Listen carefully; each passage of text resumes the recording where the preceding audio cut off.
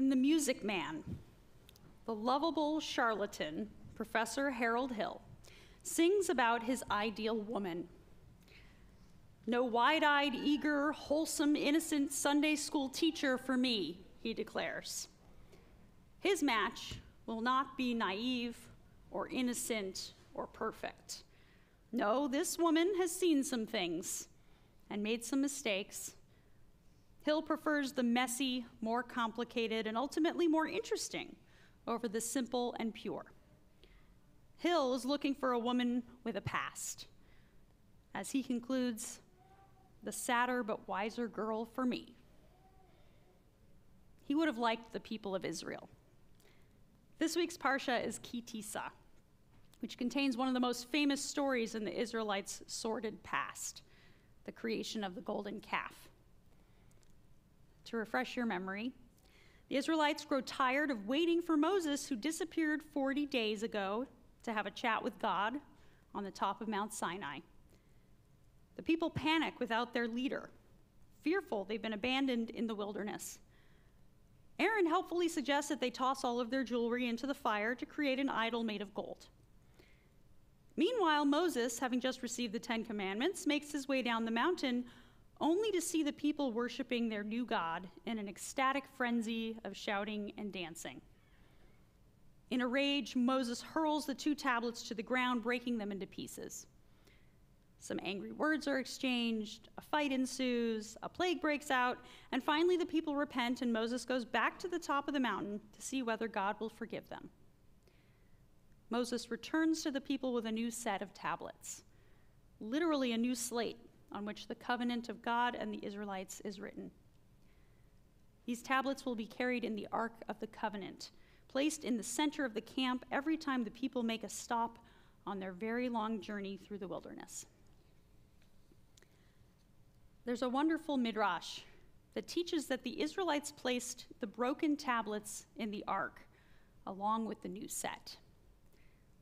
I imagine that every time the Levites lifted up that heavy ark to continue their journey, they were reminded of the weight of their people's offense.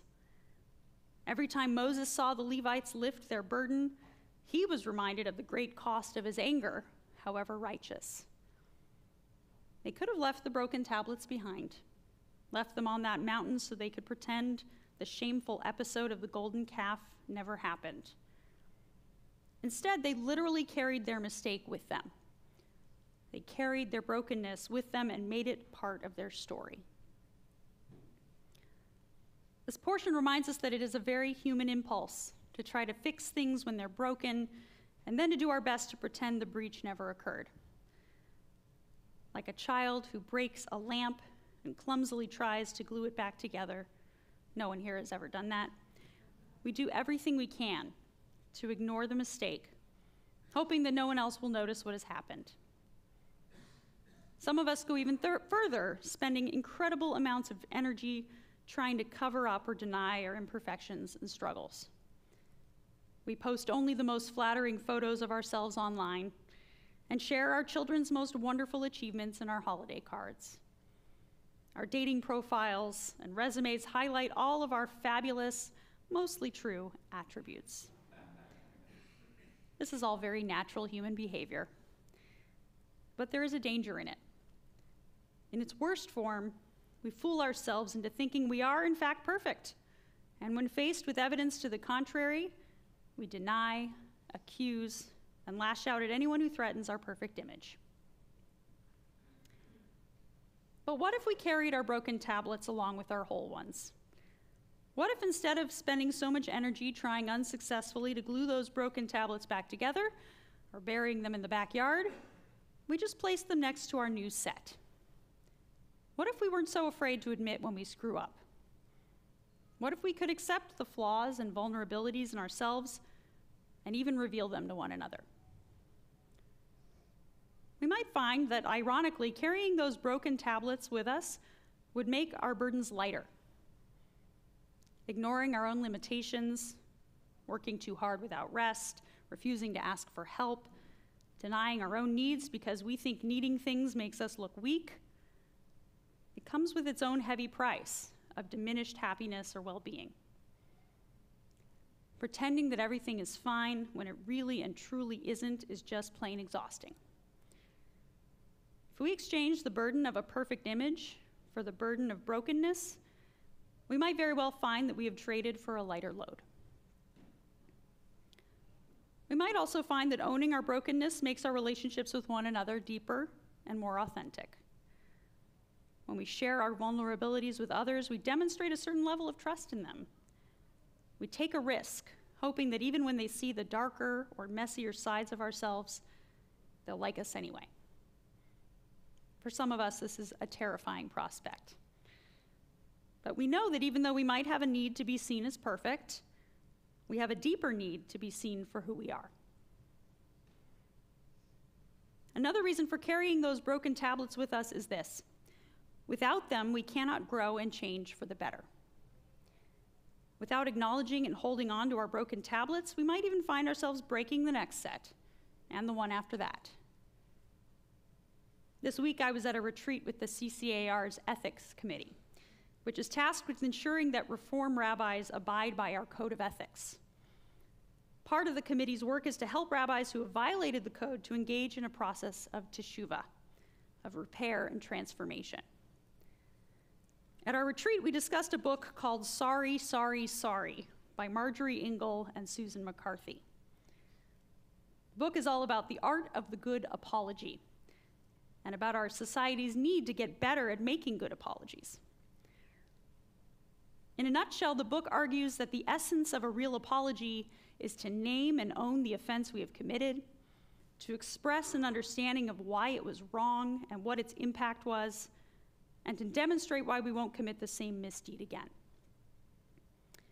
In thinking about our work, the committee reflected on just how hard it is for some rabbis, and dare I say some non-rabbis, to apologize and take responsibility for their wrongdoing, even when their jobs and livelihoods depend on it. But when people or institutions are afraid to own up to their mistakes, there is a very real risk they will make the same mistakes again.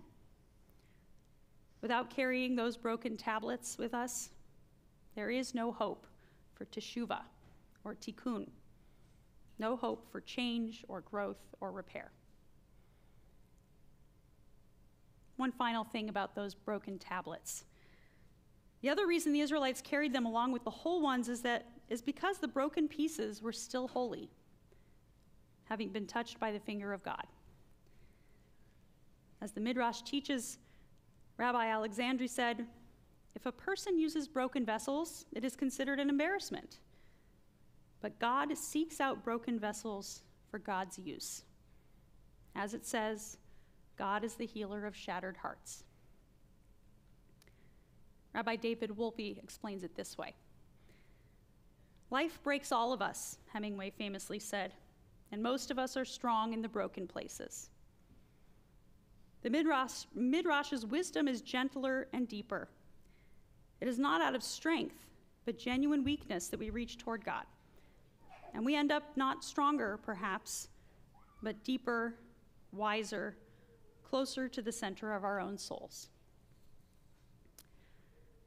It turns out that God says to us, just like Harold Hill, "The sadder but wiser girl for me." I must admit that I'm giving this sermon tonight because this is the sermon I need to hear right now. I'm pretty broken. I'm not going to pretend otherwise. Instead, I'm going to do my best to carry my broken pieces with me in the hope that healing and growth will come along with them. I'll close with the words of the poet Rosemary Watola Tromer, "The Way It Is." Over and over, we break open. We break and we break and we open. For a while, we try to fix the vessel as if to be broken is bad, as if with glue and tape and a steady hand, we might bring things to perfect again, as if they were ever perfect, as if to be broken is not also perfect, as if to be open is not the path toward joy. The vase that's been shattered and cracked will never hold water. Eventually, it will leak. And at some point, perhaps, we decide that we're done with picking our flowers anyway, and no longer need a place to contain them. We watch them grow just as wildflowers do, unfenced, unmanaged, blossoming only when they're ready. And my God, how beautiful they are amidst the mounting pile of shards. Shabbat shalom.